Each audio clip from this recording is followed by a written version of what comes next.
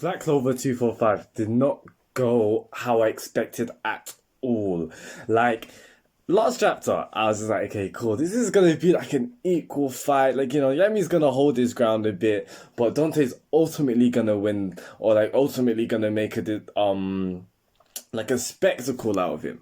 But Yami said no. This chapter was crazy. I've never seen like I read this chapter, obviously I was screaming at that, but I was also laughing because I was just like, this isn't possible. Like, I was in utter amazement just what happened in this chapter.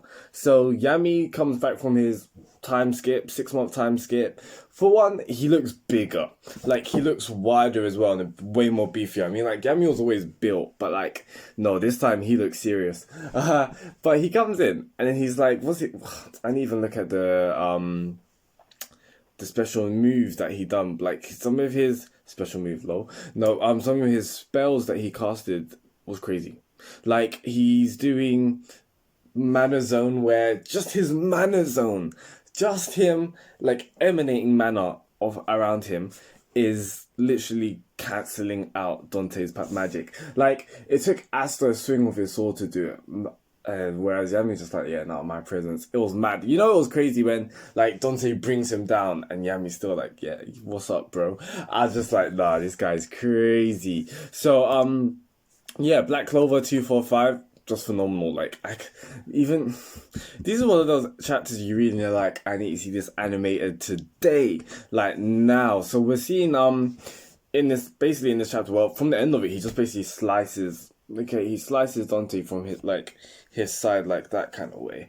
Now we know how these fights go down, when the person shows off their power at the start, like Dante's gonna be like, is this all you got? Like, he's probably gonna do something like that. Bear in mind, this still Dante's 60%. Like, look at, what's his name? Zeno did I think 55 and just battered, and 60%, like, it's so funny because there's literally a page of Asta somewhere in this chapter, and like he's literally just on the ground, like like he's just literally lying face planted first in a crater. It's crazy. So like, even seeing from that and seeing how Dante came in through this fight, just handling Asta, Vanessa, Gauch. Yeah, so seeing that, and then in comparison to this chapter, like Dante was serious. You see, he brought out his sword, which was pretty cool to see. I just love it when they bring out their swords. I think it's sick. Like, yeah, we're getting a sword on sword. Nah. This is why I really like this chapter as well, because obviously, like, I'm a Bleach guy in it, so I like my swords. I like those kind of close combat kind of fights. So when I'm seeing Yami, Yami comes from Japan. Like, I don't think it says it in Black Clover, but it's like Land of the Sun, and like, yeah, Yami's from Japan. But yeah, so like, you see Yami with his katana, and then Dante brings out his. I'm just like crazy, like so crazy, because this chapter really just makes me think, how strong is Yami? Like, last chapter I was saying how they're always using Yami for the character who just comes in and saves the day, and I said my point was from last, like, in the video last week, my point basically was, Yami can't do that now. Like, you can't do that with Yami right now, like, because the opponents are too strong. Like Zeno, Veronica, Dante, like, these guys are not like little fodders. So seeing this chapter is kind of making me a bit like, okay, what's going on? Like, power scaling, all of that kind of stuff.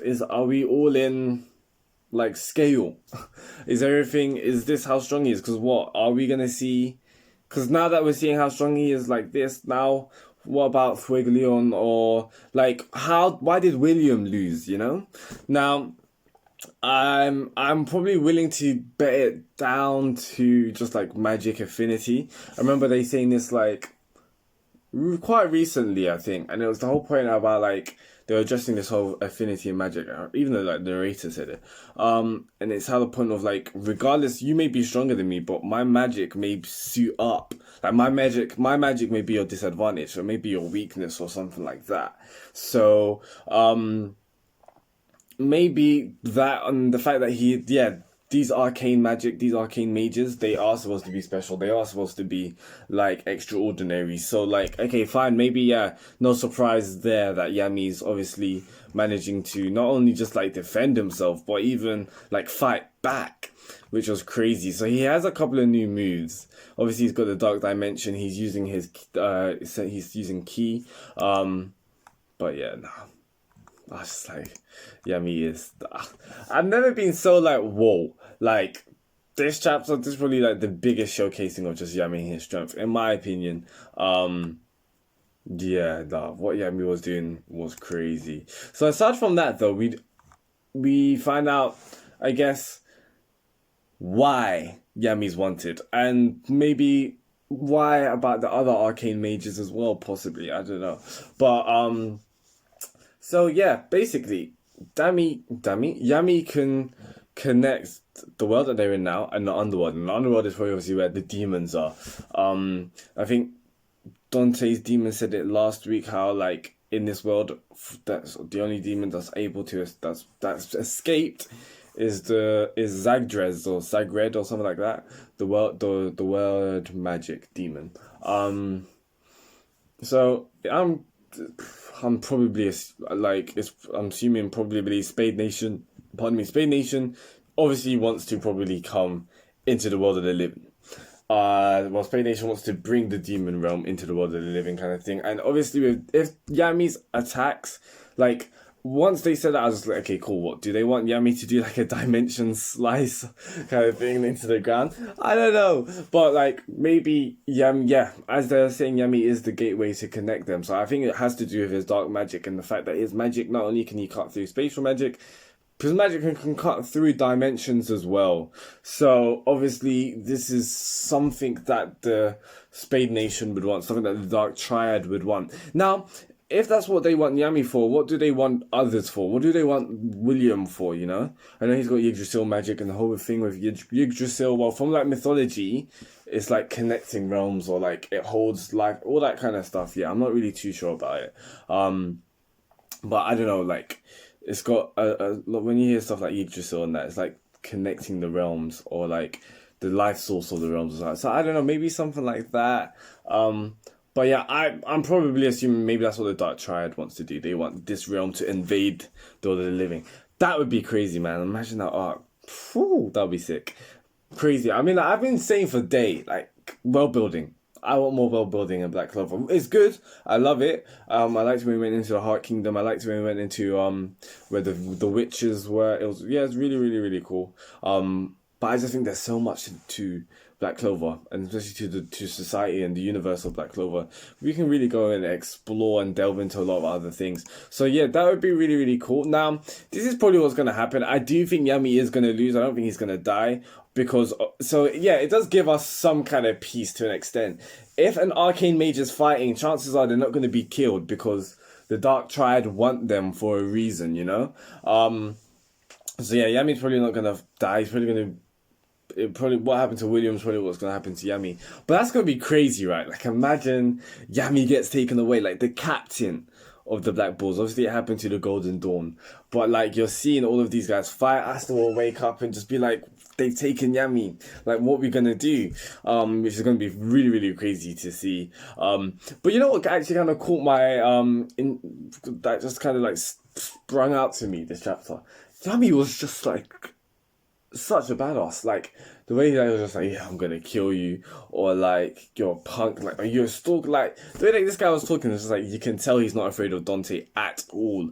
Not meaning that he's cocky or anything, but I think he just knows his strengths and his limits. And I feel like, to be honest, if I was Yami and I had dark magic, it just seems like dark magic is just a buff to everyone. Like if you're fighting against it, you're basically screwed. Like really and truly.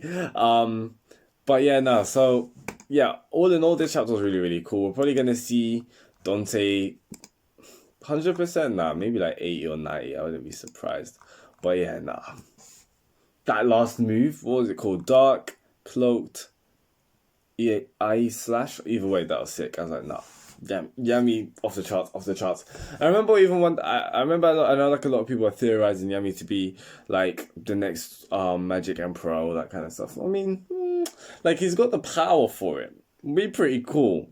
But just seeing him in the chats, I was just like, damn, like I always loved Yami. I wasn't a super fanboy of Yami, but like seeing him now, I'm like, bro, like this is crazy. So guys, that's enough for me. Please tell me your thoughts in the comments below. What you thought about this chapter. Like anything I say, please drop a like. That will be greatly appreciated. What do you think about this chapter? Let's continue discussion down below. What do you think is gonna happen next week? Do you think Dante is out for the count? Most likely no. Do you think Dante is gonna take Yami? Or do you think like it's gonna be a stalemate kind of thing and Dante doesn't end up taking Yami? But if he doesn't, then that's a bit like it's really an L, isn't it? Anyway, peace out guys. See ya.